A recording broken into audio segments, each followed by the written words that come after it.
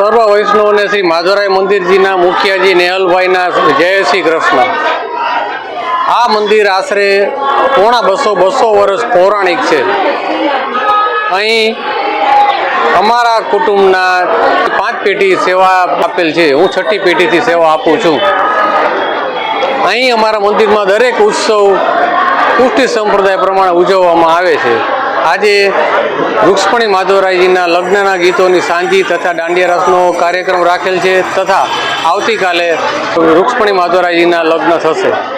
જામનગરના ખૂબ જ જૂના અને પ્રચલિત ખંભાળિયાનું નાકું ખંભાળિયા ગેટ તરીકે એક સ્થળ છે, ત્યાં આવેલા છે અને તેની બાજુમાં આવેલ શ્રી માધવરાયજીના મંદિરે આપણે જઈ રહ્યા છીએ। સામે જે દેખાય છે શ્રી માધવરાયજીનું મંદિર, તેમાં આપણે દર્શન કરશું અને તેની માહિતી આપણે લેશું। આ રાજાશાહી વખતનું આ ખંભાળિયાનું નાકું છે, જેને ઇંગ્લિશમાં ખંભાળિયા ગેટ કહે છે। આ ખંભાળિયા ગેટના લોકેશનનો વિસ્તાર છે, આપ જોઈ રહ્યા છો। જામનગરના ખંભાળિયાના નાકા પાસે આવેલ ખૂબ જ જૂનું અને પ્રચલિત શ્રી માધવરાયજીના મંદિરે આપણે દર્શન કરવા જઈ રહ્યા છીએ। ત્યાં અત્યારે બહેનોની ભીડ છે, એટલે કંઈ સત્સંગ ચાલી રહ્યો છે તે આપણે જોઈશું।